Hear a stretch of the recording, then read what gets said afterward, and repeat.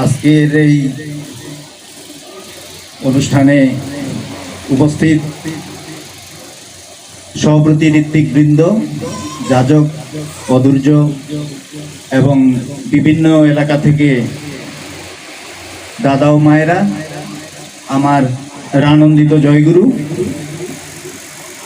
ঠাকুর বলেছেন, ঈশ্বরেরই ডাক এসেছে, তার কাজে তোর সঙ্গতি, জগান দিয়ে ধন্য হতুই, ভোগ দলিত দুর্মতি। যখনই রতন ভাই আমাকে ফোন করেছে, আমি পাগল হয়ে গেছি যে আমার এই সৎসঙ্গে আসতেই হবে। এবং তার কিছুক্ষণ পরেই মনোবাবু ঋত্বিক দেবতা উনিও ফোন করেছে।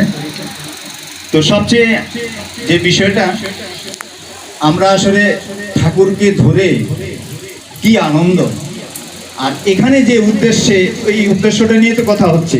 এবং এই গ্রামটার কথাই বলার চেষ্টা করতেছি যে এই গ্রামটা খুব ধন্য।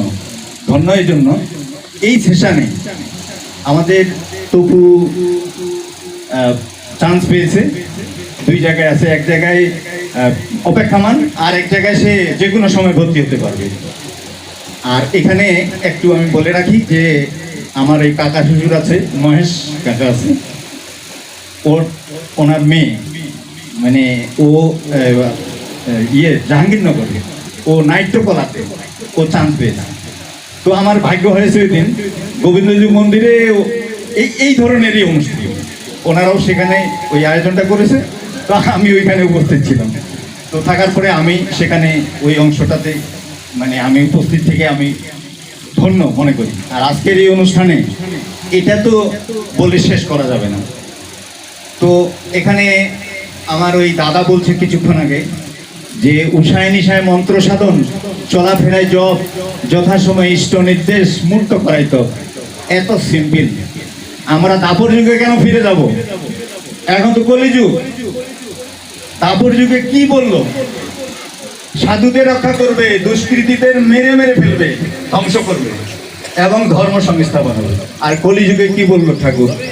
বললো যে ধর্ম যখন বিপাকী বাহনে, ব্যর্থ অর্থে ধায়, পুরাণ পুরুষ তখনই আসেন, পাপী পরিত্রাণ পায়। তো আজকে যে এই যে ঋত্বিক দেবতারা প্রথম সারিতে আছেন, এই যে তাদের মাধ্যমে আমরা যে নাম পরম্পরায় চলে আসছে, সেই সত্য যুগ থেকে দাপর যুগ, ত্রেতা যুগ, কলিযুগ, এখন এই যে পরম্পরায় চলে আসছে, সেই যে রাধা নাম, ওই রাধা নাম আমরা ঠাকুর কাছ থেকে পেয়েছি। তাহলে আমরা পাপী, কলিযুগের মানুষ পাপী, তাহলে আমরা নামটা পাওয়ার সঙ্গে সঙ্গেই পরিত্রাণ পাবো। তো সেই কারণে আমরা যারা কলিযুগে অবস্থান করছি অত্যন্ত ভাগ্যবান। মারামারি কাটাকাটি করতে হবে না, কোনো মারামারি কাটাকাটি নেই। কি সুন্দর। তো আমি সর্বোপরি যে কথাটা বলতে চাই যে আমাদের তপু বর্মন আমাদের গর্ব। কারণটা হলো যে শিক্ষা প্রতিষ্ঠানের সেরা, যেটাকে বিশ্ববিদ্যালয় বলা হয়, বিশ্ববিদ্যালয়ে চান্স পাওয়া, এটা আমার আরেক দাদা স্যার বলেছেন যে এটা সত্যিকারে মেধা মননশীলতা না থাকলে এবং ওই বিষয়টার উপরে তার অধিকার না থাকলে সে টিকতে পারবে না, এটা বাস্তব। তো সেই জন্য আমাদের গর্ব আরেকভাবে যে ও এই অবস্থায় যে ঠাকুরের যে নীতি আদর্শ, সেটাকে ধারণ করে চলছে।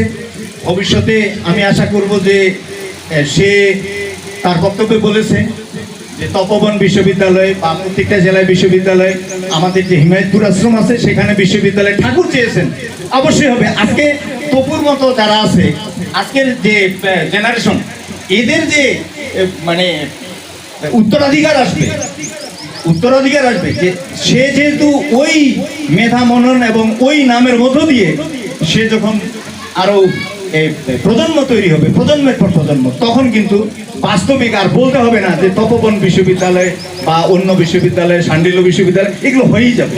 এই নিয়ে কোনো সমস্যা নেই।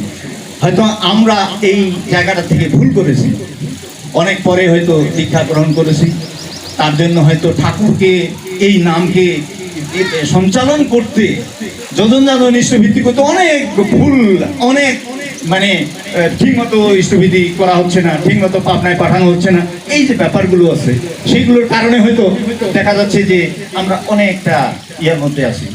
আজকের আমি প্রজন্মকে বলবো, এক মিনিটের মধ্যে